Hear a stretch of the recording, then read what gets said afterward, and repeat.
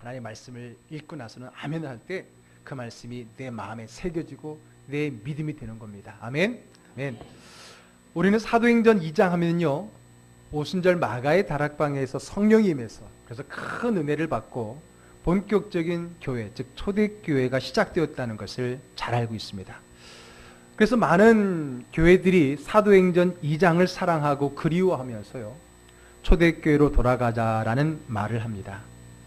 초대교회 2장은, 초대교회는 이 마지막 단락, 2장의 마지막 부분에 나오는 것처럼요, 기사와 표적이 많이 일어나고요, 또 서로 물건을 함께 나누어 쓰는 일이 일어나고, 또 성전에 모이기를 힘쓰며 함께 음식을 나누어 먹고 하나님을 마음껏 찬양하는 교회, 그래서 주변 사람들에게 칭찬을 받고 그래서 부흥하는 교회였습니다. 한마디로 은혜가 넘치는 교회, 은혜가 축제가 되는 그러한 교회였습니다. 우리 즐거운 교회도 이 초대교회처럼 은혜가 넘치는 교회, 은혜가 축제가 되는 교회가 되기를 주의 이름으로 축원합니다. 아멘. 이번에 우리가 그런 교회가 될 것입니다. 사도행전 2장의 부흥은요, 베드로를 비롯한 120문도, 120명의 제자들로부터 시작이 되었습니다. 부활하신 예수님께서요, 제자들에게 예루살렘을 떠나지 말고 열심히 기도하면 성령을 주겠다 그랬고요, 그 말씀을 믿고 순종하면서 120명이 마가의 다락방에 모여서 전혀 기도에 힘썼습니다. 그랬을 때에 그곳에 하나님이 성령을 부어주시는데 강하고 급한 바람처럼 하나님이 강하게 역사해 주십니다. 그래서 거기에 있었던 기도하던 120명이 한 명도 빠짐없이 성령에 충만하게 됐고요, 그 성령 충만의 하나의 특징으로 그들이 방언을 하기 시작합니다. 즉 방언, 다른 언어로서 기도를 하게 되는데 그것이 바로 성령 부흥의 발화점이 되었던 겁니다. 그 성령 부흥의 발화점, 마가의 다락방에 120명의 성령 충만의 그 사건이 초대교회의 출발점이 되었습니다. 우리 너무나 잘 알고 있습니다. 그러나 오늘 그 120명이 성령이 받는 그 장면, 그 내용이 오늘 본문은 아닙니다.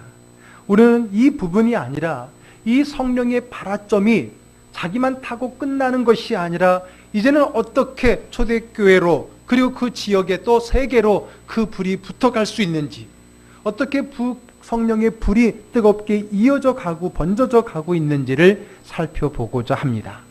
그래서 사실상 오늘 함께 나눌 말씀의 본문의 시작은 2장 5절에서부터 시작이 됩니다. 우리가 37절부터 읽긴 했지만, 자, 그럼 먼저 2장 5절로 한번 가보겠습니다. 2장 5절의 말씀 우리 함께 읽겠습니다. 그때 경건한 유대인들이 천하 각국으로부터 와서 예루살렘에 머물러 있더니. 아멘. 자, 오늘 우리가 주목할 것은요, 바로 이 사람들입니다. 120명의 성령 받은 사람들이 아니라 그 성령 받은 모습을 보고 듣고 모여들었던 이 사람들이 오늘 우리가 함께 나누고 은혜 받을 대상들입니다. 이 사람들은요, 오늘 성경에 나와 있는 것처럼 천하 각국에서부터 예루살렘으로 몰려온 사람들입니다. 그래서 그들을 가리켜서 성경은 경건한 유대인들이라고 표현을 하고 있죠. 왜 경건한 유대인들이냐? 즉 그들은 유대인들입니다. 유대교를 믿는 유대교인들입니다.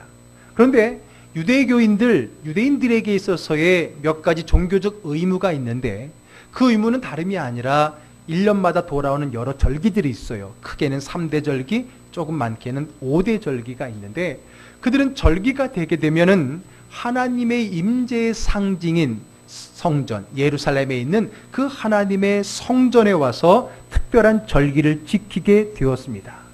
평시에는 이스라엘 유대인들 공동체에는 항상 회당이라는 게 있어요. 그게 바로 오늘날 개교회와 같은 특징을 가지고 있죠. 그 회당에서 안식일을 지키고 열심히 신앙생활을 하다가 이렇게 절기가 되면 그들이 특별히 하나밖에 없는 하나님의 성전으로 모여드는데, 그것은 전국에 흩어져 있는 사람들 뿐만 아니라 해외에 흩어져 살고 있는 사람들에게도 해당이 되었다라고 하는 겁니다. 그 중에서도 오늘 등장하는 이 사람들은 국내, 즉 유대 땅이 아니라 해외에 사는, 그곳으로 갔던 이민자 혹은 그곳에서 태어났던 2세들, 그런 사람들이, 경건한 유대교를 믿는 그들이 절기를 맞이하여서 먼 길마다 하지 않고 교통편이 불편함에도 불구하고 하나님의 성전에서의 예배드리고 그 자기의 종교적 의무를 다하기 위해서 몰려들었다는 거예요. 여러분, 조금만 거리가 멀어도 교회 나가기가 쉽지가 않은데 이렇게 나라를 뛰어넘어서 하나님 앞에 나와 절기를 지키는 그들이야말로 오늘 성경 표현처럼 경건한 유대인이 아닐 수 없을 것입니다. 여러분, 오늘 그러한 성도, 우리도 마찬가지로 그런 성도에게 소망합니다. 여러분, 우리 겉으로의 물리적 거리가 결코 우리가 하나님 앞에 나와 예배드리는 것을 방해할 수 없잖아요. 늘 말씀드렸지만은 물리적 거리가 아닌 마음의 거리가 가까우면 아무리 멀어도 올 수 있는 거예요. 우리 교회 성도들은 바로 그러한 경건한 정말 하나님 앞에 나오기를 기뻐하고 즐거워하는 그리스도인들 되기를 주의 이름으로 축복합니다. 아멘. 예, 오늘 나와 있는 사람들은 그런 사람이에요. 그런 사람들이 절기를 지키기 위해서 성전에 모였는데 갑자기 어느 집에서, 물론 그 집은 우리가 알듯이 마가의 집이었지요. 어느 집에서 막 소리가 나는데 가만히 들어보니까 기도 소리였던 겁니다. 그 기도 소리를 듣고 그들이 몰려들기 시작하는데 그 몰려든 이유는 단순한 시끄러운 기도 소리 때문만이 아니라 가만히 들어보니까 그 기도 소리에 그 언어에 문제가 있었다라고 하는 겁니다. 그냥 기도 소리가 아니었다는 거예요. 자, 그러면 다음 절 6절을 한번 읽어볼까요? 이 소리가 남에 큰 무리가 모여 각각 자기의 방언으로 제자들이 말하는 것을 듣고 소동하여. 네, 여러분, 기도 소리가 크게 들리긴 들리는데 가만히 들어보니까 그 기도 소리가 각각 자기들의 방언으로 들렸다라고 하는 겁니다. 자, 이 말이 뭐냐? 지금 이 사람들은요, 해외에 나아가 사는 사람들입니다. 그러다 보니까 그 해외에는 우리나라 언어가 아닌 그 나라의 언어를 쓰고 있겠지요. 그래서 그 땅에서는 그들이 그 나라 언어를 가지고 사용하고 살아갔을 겁니다. 그런데 이제 고향에 왔으면 고향의 언어를 들을 수 있을 줄 알았는데 갑자기 들려오는 소문이 보니까 소리가 보니까 내가 살아가고 있는 그 나라의 언어의 기도 소리가 들린다는 거예요. 더 놀라운 것은 우리 각국에서 와 있는데 그들이 각각 자기들이 들을 수 있는 그들의 나라의 언어 소리가 들려왔다라고 하는 겁니다. 이거 얼마나 신비로운 일입니까? 바로 그 놀라운 그것을 보고 그들이 사람들이 몰려왔다는 거예요. 이 쉽게 말하면 우리가 하나님의 성령이 충만해서 우리가 막 여러 가지 방언을 하고 하는데 여기는 어떤 사람은 일본 방언을 하고, 우리 가오리상이 하는 거 기도 말고요. 우리 일본어를 배우자는 사람이 일본어로 방언을 하고 기도를 하고, 또 어떤 사람은 중국어로 방언하고 어떤 사람은 영어로 방언하고, 청년들은 되게 기대가 되죠. 영어로 방언만 했으면. 막 그런 배우지도 않은 언어들을 가지고 기도를 하는 거예요.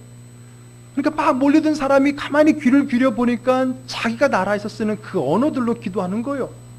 그걸 보니 얼마나 신기하겠습니까? 그래서 7절하고 8절 한번 다 같이 읽어볼게요.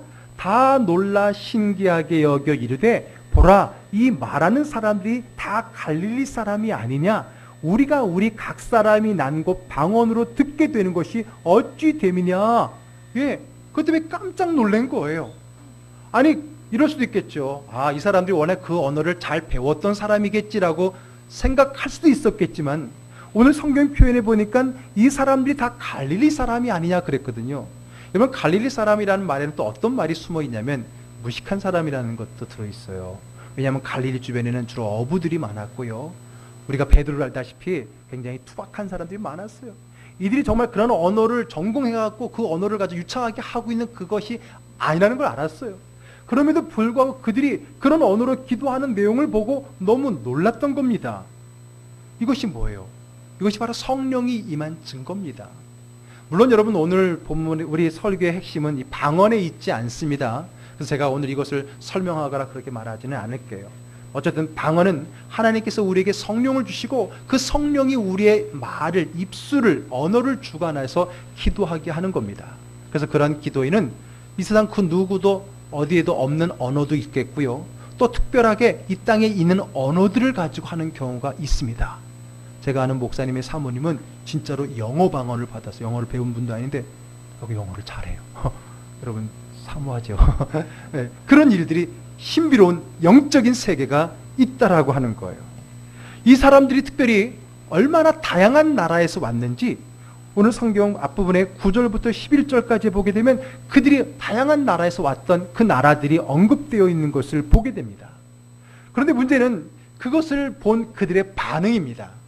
그런 신비로운 그 기도 현장을 본 그들의 반응은 두 가지였습니다. 첫째는요, 호기심을 갖고 어떤 일인가, 아니 어떻게 저럴 수 있지? 호기심을 갖고 궁금증을 갖고 더 집중하여 보고 혹은 다가가는 그런 사람들이 있었는가 하면, 또 한편으로는 그건 12절의 사람들이었고요, 13절에 보게 되면 또 다른 이런 사람들이 있습니다. 그 모습을 조롱하는 사람들도 있었습니다. 조롱하는 거예요. 저들이 세술에 취한 것이라고 결론을 내린 사람들도 있습니다. 저 사람들 미친 거야, 귀신이 임했나? 이런 말들도 하고요. 어쨌든 그것에 대해서 부정적으로 평가하고 나쁘게 보는 사람들도 있었다라고 하는 거예요. 그렇죠, 여러분. 그럴 수 있습니다. 그것은 나쁜 게 아니에요. 그럴 수밖에 없어요. 대부분의 믿지 않는 사람들이 보기에는 우리가 막 통성으로, 방언은 아니더라도 통성으로 기도하는 모습만 봐도 그들은 미쳤나 봐, 이렇게 말할 수 있어요. 특별히 여러분, 이 통성기도, 이 부르짖는 기도는 우리 한국 교회 기도의 특징이잖아요. 그러나 여러분, 통성기도를 한국 사람이 만든 건 아닙니다.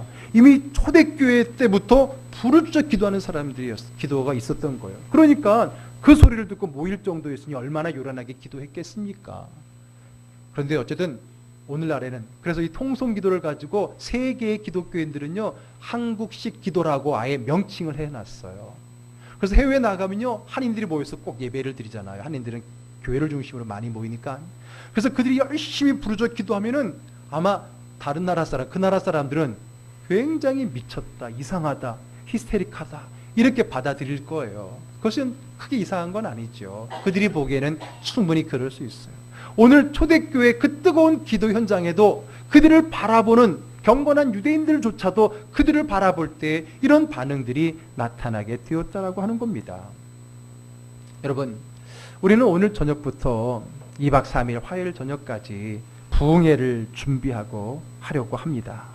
이 3일간의 부흥회는 우리 2년 만에 하는 부흥회입니다. 2년 만에 하는 부흥회죠.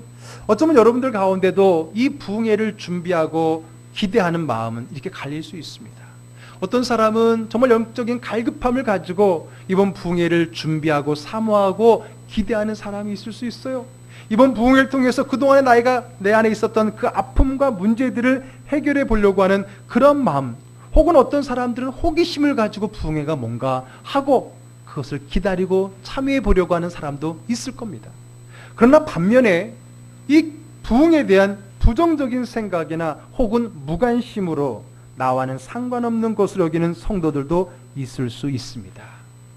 여러분, 어느 쪽이냐고 제가 묻지 않겠습니다. 그러나 중요한 것은 어쨌든 간에 그 모두에게 이 날은 중요한 날이 될 수 있다는 거예요. 그럴 수 있어요. 부정적일 수 있고 무관심일 수 있어요. 그러나 여러분, 아직 경험해보지 못했기 때문에 그런 겁니다.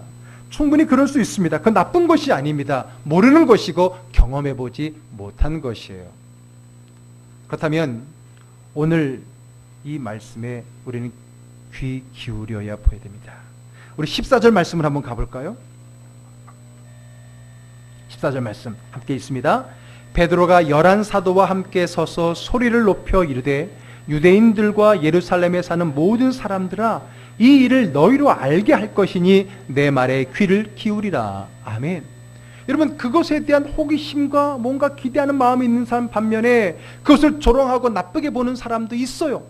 그 모든 시선을 향하여서 오늘 베드로가 그들에게 말을 하고 있는 겁니다.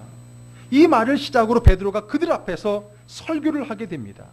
그 설교 내용은 요약해보면 다름이 아니라 우리가 술에 취하는 것이 아니고 구약, 경건한 유대인들이기 때문에 구약 성경을 잘 알고 있었을 거 아니에요. 구약에 특별히 요엘서 2장에 예언되어진 그 성령의 임재가 오늘 우리에게 일어나는 것이다. 그리고 우리의 오늘 이런 배우지도 않은 언어를 가지고 기도하는 이러한 것은 우리 안에 하나님의 성령을 통해서 그 성령의 말하게 하심을 따라 우리도 모르게 영적인 신비로운 일이라, 영적인 신비로운 현상이라고 하는 것을 가르쳐주고 있어요. 그리고 계속해서 예수님의 부활을 증거하고 그 예수님이 우리 유대인들이 그렇게도 기다리며 소망했던 메시아 그리스도가 되신다라는 것을 오늘 증거하고 있는 것이 그 다음부터 이루어지는 베드로의 설교 말씀입니다. 오늘 이 설교가 초대교회 첫 번째 예배의 첫 번째 설교이자 베드로의 가장 위대한 설교였습니다. 자, 오늘 그 설교를 듣고 났을 때에 오늘 그곳에 있는 긍정적이든 부정적이든 그곳에 모여서 그 설교를 들었던 그 사람들에게 어떤 반응이 나타났을까요? 자, 이제 우리가 함께 읽었던 본문으로 한번 가보도록 하겠습니다. 자, 37절의 말씀 같이 읽습니다. 그들이 이 말을 듣고 마음에 찔려 베드로와 다른 사도들에게 물어 이르되 형제들아 우리가 어찌할꼬 하거늘. 아멘. 자, 그 말을 들었어요. 누가요? 그 기도 소리를 듣고 모여든 수많은 사람들, 그것을 좋게 보든 나쁘게 보든 그곳에 모여든 그 모든 사람들이 오늘 베드로가 하는 설교의 말을 들었다는 거예요. 조금 전까지만 해도 조롱하고 비웃고 거기에 뭐가 있겠어? 라고 기대하지 않았던 그들의 마음이 그 말씀을 듣자 변화되기 시작했던 겁니다. 왜요? 왜 그들이 변화되기 시작했습니까? 그들의 마음을 무엇이? 하나님의 말씀이 찔렀기 때문입니다. 여러분, 하나님 말씀이 나를 찌르는 것을 경험해 보았습니까? 하나님의 말씀이 나를 찌른다는 것이 여러분들은 어떻게 느껴집니까? 그런 체험을 해보셨습니까? 성경으로 가보겠습니다. 히브리서 4장 12절의 말씀입니다. 하나님 말씀에 어떤 능력이 있는지 같이 한번 읽어보고 믿어지면 또 믿기를 원하면 크게 아멘 하시기 바랍니다. 읽겠습니다. 하나님의 말씀은 살아있고 활력이 있어 좌우에 날선 어떤 검보다도 예리하여 혼과 영과 관절과 골수를 찔러 쪼개기까지 하며 또 마음의 생각과 뜻을 판단하나니. 아멘. 혼과 영과 및 관절과 골수를 어떻게 한다고요? 찔러 쪼개기까지 한다는 거예요. 무엇이? 하나님의 말씀이. 하나님의 말씀은 우리의 마음을 찌르는 능력이 있다는 거예요. 그럼 마음을 찌른다라는 건 뭡니까? 마음을 찌른다는 건 뭐예요? 그럼요, 우리 마음을 마치 수술칼을 드는 것과 같은 거예요. 수술칼을 들어서 내 안에 잘못되어진, 있어서는 안 되는 그런 부분이나 세포를 잘라내는 것과 같다는 거예요. 나의 마음의 죄와 문제를 도려내고 나의 아픈 상처를 도려내는 것이 하나님의 말씀의 역할이고 특징이라고 하는 겁니다. 오늘 그들은 하나님의 말씀에 수술을 받게 된 겁니다. 하나님의 말씀을 듣자 그 말씀 내 안에 어둠을 찾아내고 끄집어내고 그를 도려내는 아픔이 있다라고 하는 겁니다. 이것이 하나님 말씀의 능력입니다. 저는 이번 부흥회가 그런 은혜의 시간이 될 것을 믿습니다. 그리고 기대합니다. 이번 부흥회를 통해 주는 일곱 집회의 그 말씀이 내 안에 있는 어두움을 밝히 드러내고 그 안에 있는 어둠의 실체를 끄집어내고 도려내는, 내 마음을 찌르고 내 마음을 치유하는 역사가 바로 이번 부흥회 가운데 있게 될 줄을 소망합니다. 아멘. 분명히 있습니다. 왜? 하나님 말씀의 능력이기 때문입니다. 비록 기대하지 않았더라도 꼭, 시간이 없더라도 시간을 만들어서라도 꼭 참석하시기 바랍니다. 오늘 여러분, 이 마음의 찔림을 받고 변화되는 그 사람들 중에는 호기심을 갖고 기대하고 사모하는 사람들뿐만 아니라 저 사람들 술에 취한 거야 라고 조롱했던 사람들도 포함됐다는 겁니다. 어떤 마음이든 문제는 그 자리에 함께 참여하는 겁니다. 그 자리에서 하나님의 말씀을 들어보는 겁니다. 그때 그 말씀이 나를 만들어 갑니다. 나를 치유해 갑니다. 나를 하나님의 은혜 받는 성도로 만들어 주실 것입니다.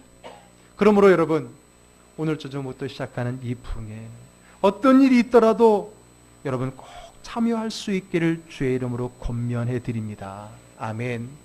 기대하는 것 그거 참 좋아요. 이왕이면 기대하고 사모하고 은혜 받기를 소망하는 마음으로 모이시기를 주의 이름으로 축복합니다. 그러나 그렇지 않더라도 여러분 참여해 보세요.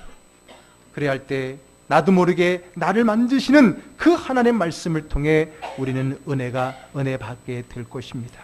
알고서 참석하는 것도 좋지만 모르고 참석해도 괜찮습니다. 하나님이 만지시고 치유해 주실 거예요. 그런데 여러분 꼭 이러면 이런 분들이 있어요. 그럴까봐 안 가는 사람들. 은혜 받을까봐 안 가는 사람들. 은혜 받으면 더 열심히 하게 될까봐 아예 은혜의 자리에 가고 싶지 않은 마음이 드는 사람도 있을 거예요. 그러나 여러분, 그것은 악한 것입니다. 그런 사람이 악한 것이 아니라 그런 생각을 주는 악한 영이 있다는 거예요. 여러분, 그러므로 그런 마음이 있도록 나와야 돼요. 왜? 나에게 그런 악한 마음을 주는 악한 어둠의 영을 도려내야 되기 때문입니다. 믿습니까? 아멘. 우리가 이번 이 부흥회를 통해서 우리는 어떤 마음을 가졌든 참석해서 이번 부흥회의 은혜를 받아야 됩니다. 오늘 그들을 세술에 취했다라고 조롱했던 그들조차도 마음의 찔림을 받게 되었어요.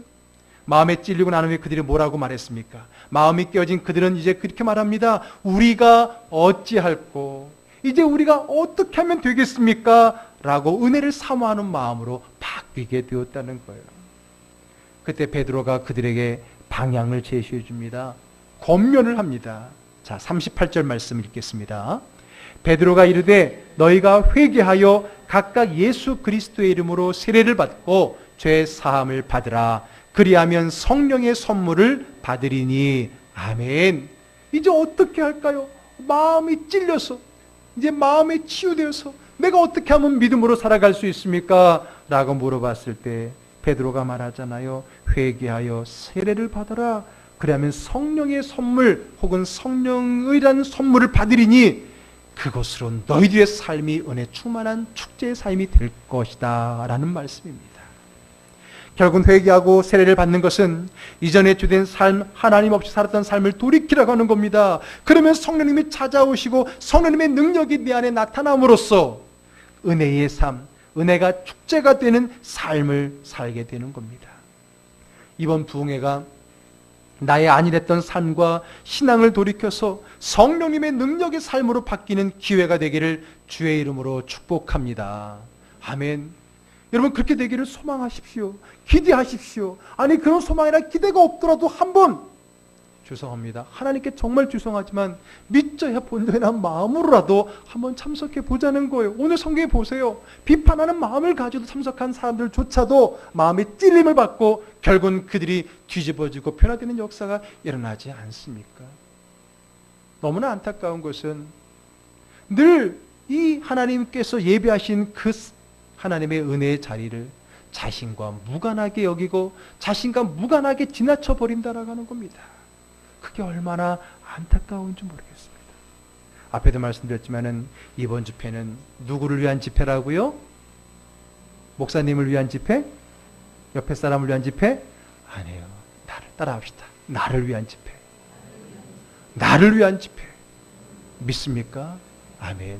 그런 사람들에게 진정한 큰 은혜의 축복이 일어나기를 주의 이름으로 축원합니다.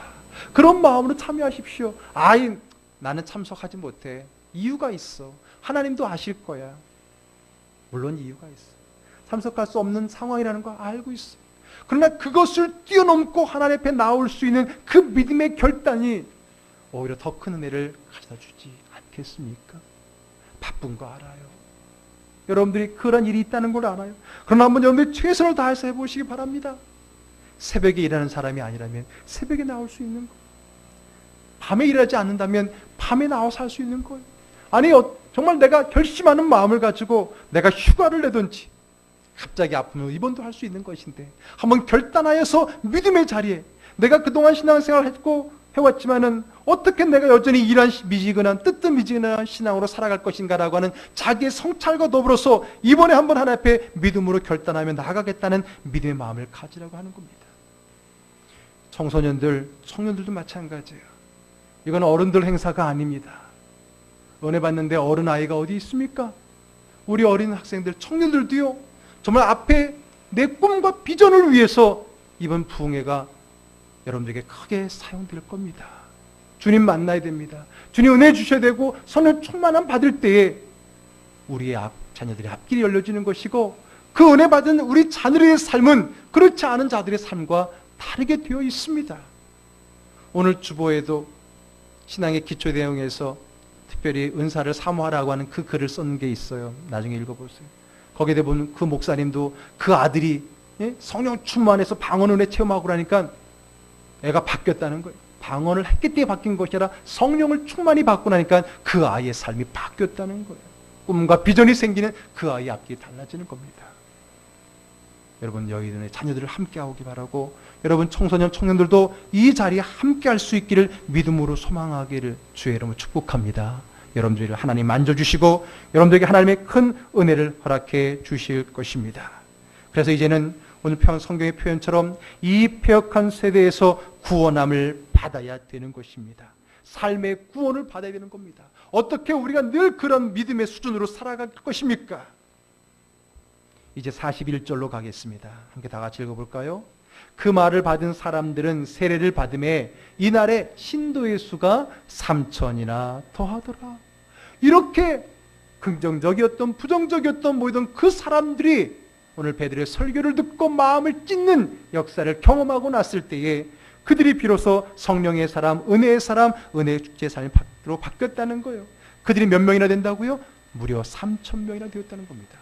여러분, 사도행전 2장에 120명이 성령의 충만을 받은 것도 참 놀랍고 귀한 사역이고 일이지만 더 놀라운 것은 그들의 불씨로 끝내지 않고 3,000명으로 그 불을 번졌다라고 하는 겁니다.